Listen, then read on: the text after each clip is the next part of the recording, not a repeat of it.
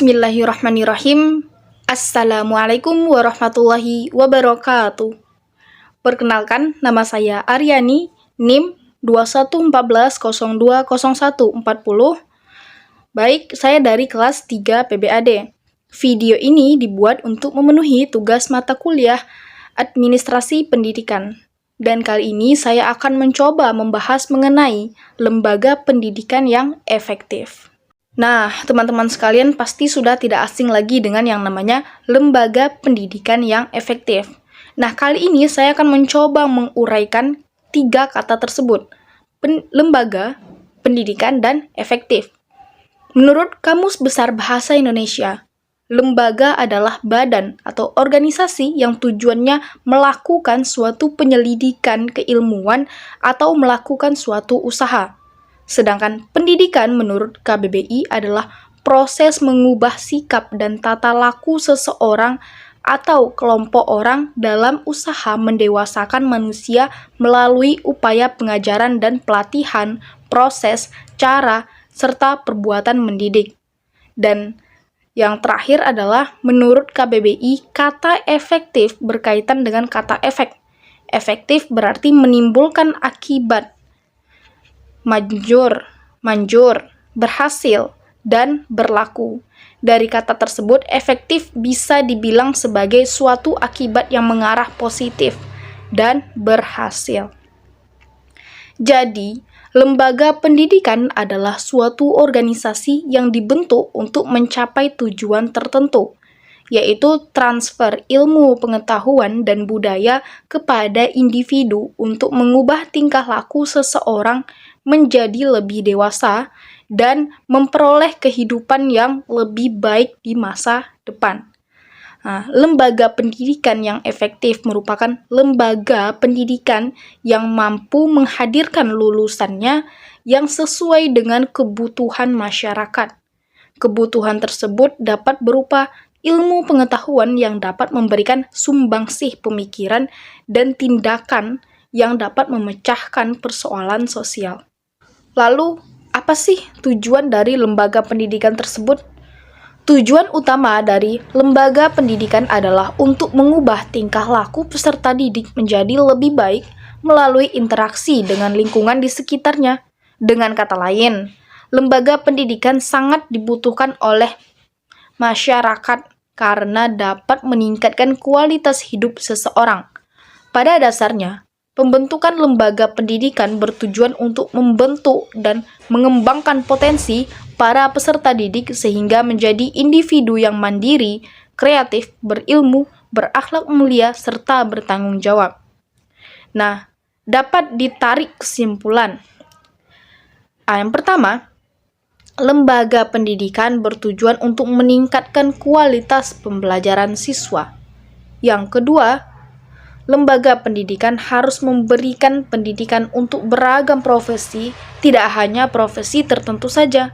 Yang ketiga, mempersiapkan karir pekerjaan setiap siswa. Dan yang keempat, memberikan gelar dan kualifikasi kepada lembaga pendidikan di negara berkembang atau dengan kata lain, mengembangkan keilmuan yang dimiliki oleh lembaga pendidikan. Selanjutnya, faktor-faktor yang mempengaruhi perkembangan lembaga pendidikan.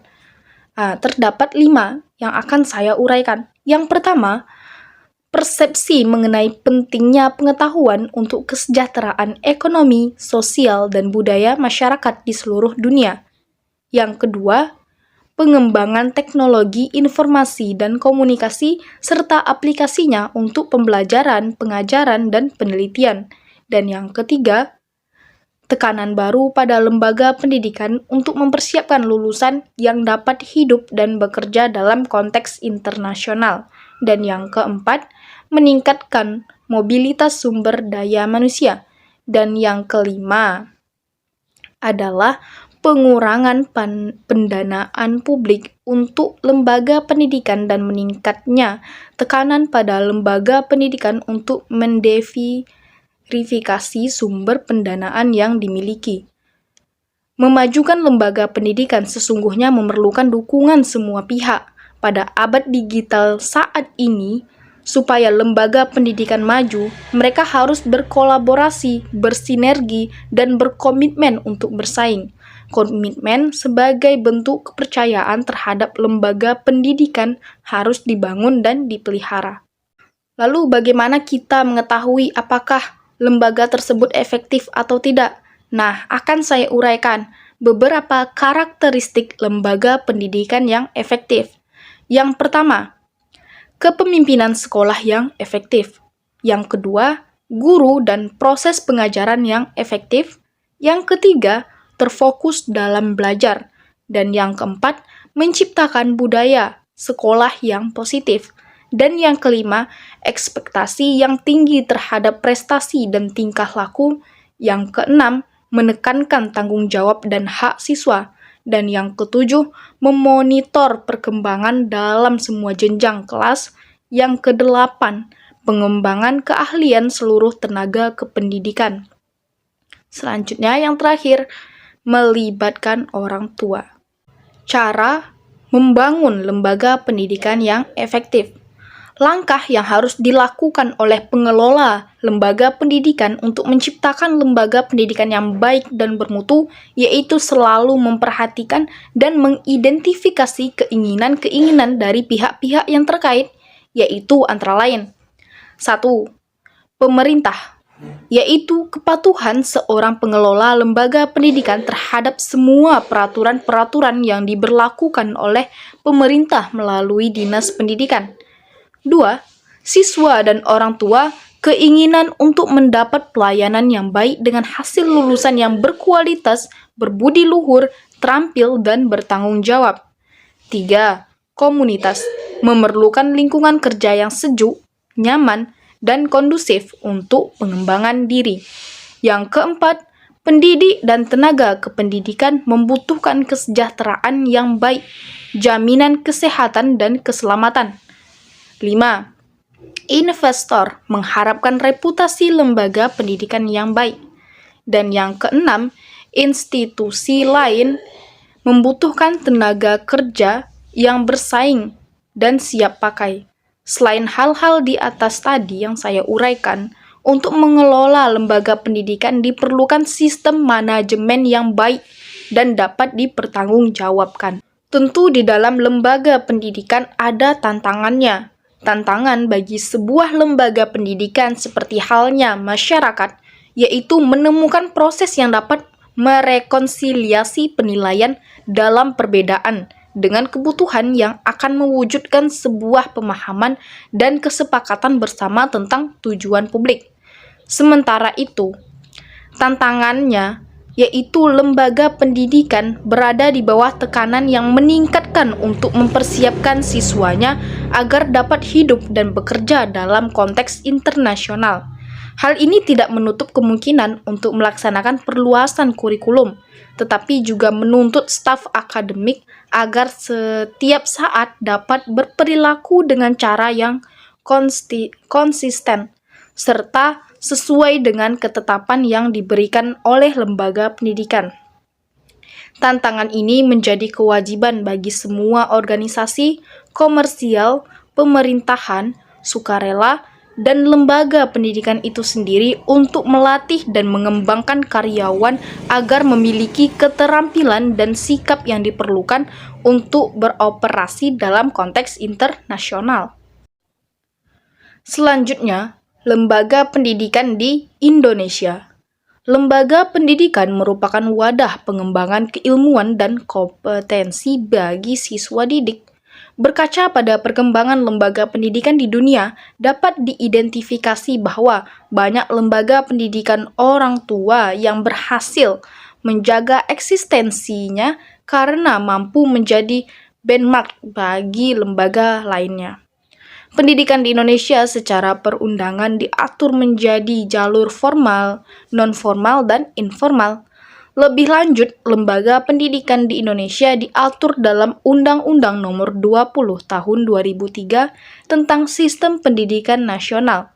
Berdasarkan Undang-Undang Nomor 20 Tahun 2003 tentang Sistem Pendidikan Nasional, Pasal 1 Ayat 10, disebutkan bahwa satuan pendidikan merupakan kelompok layanan pendidikan yang menyelenggarakan pendidikan pada jalur formal, non-formal, dan informal pada setiap jenjang dan jenis pendidikan.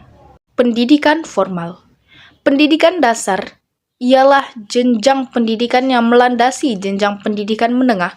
Pendidikan dasar berbentuk sekolah dasar SD dan madrasah ibtidaiyah MI atau bentuk lain yang sederajat, serta sekolah menengah pertama SMP dan madrasah sanawiyah MTS atau bentuk lain yang sederajat. Ini berdasarkan Undang-Undang Nomor 20 Tahun 2003 tentang Sistem Pendidikan Nasional, Pasal 17 Ayat 1 dan 2. Pendidikan menengah merupakan lanjutan pendidikan dasar. Pendidikan menengah terdiri atas pendidikan menengah umum dan pendidikan menengah kejurusan. Pendidikan menengah berbentuk sekolah menengah atas SMA, madrasah aliyah MA, sekolah menengah kejurusan SMK, dan madrasah aliyah kejurusan MAK, atau bentuk lain yang sederajat. Nah, ini berdasarkan Undang-Undang Nomor 20 Tahun 2003 tentang Sistem Pendidikan Nasional Pasal 18 Ayat 1, 2, dan 3. Pendidikan tinggi adalah jenjang pendidikan setelah pendidikan menengah yang mencakup program pendidikan diploma, sarjana, magister, spesialis, dan doktor yang diselenggarakan oleh perguruan tinggi. Pendidikan tinggi diselenggarakan dengan sistem terbuka. Ini berdasarkan Undang-Undang Nomor 20 Tahun 2003 tentang Sistem Pendidikan Nasional Pasal 19 Ayat 1 dan 2. Pendidikan non-formal berdasarkan Undang-Undang Nomor 20 Tahun 2003 tentang Sistem Pendidikan Nasional Pasal 26 Ayat 1 dan 2. Pendidikan non-formal diselenggarakan bagi warga masyarakat yang memerlukan layanan pendidikan yang berfungsi sebagai pengganti, penambah, dan pelengkap pendidikan formal dalam rangka mendukung pendidikan sepanjang hayat. Pendidikan non-formal berfungsi mengembangkan potensi peserta didik dengan penekanan pada penguasaan pengetahuan dan keterampilan fungsional serta pengembangan sikap dan kepribadian profesional. Pendidikan non-formal ditunjukkan untuk mengembangkan kemampuan peserta didik.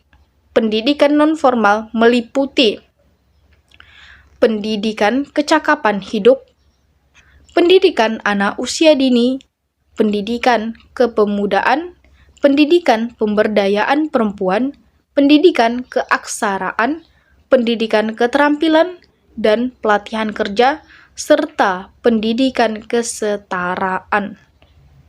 Nah, sementara itu, satuan pendidikan non-formal terdiri atas lembaga kursus, lembaga pelatihan, kelompok belajar, pusat kegiatan belajar, masyarakat, dan majelis taklim, serta satuan pendidikan yang sejenis.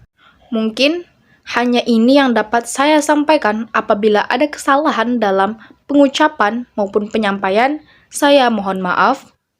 Wabillahi taufiq wal hidayah. Wassalamualaikum warahmatullahi wabarakatuh.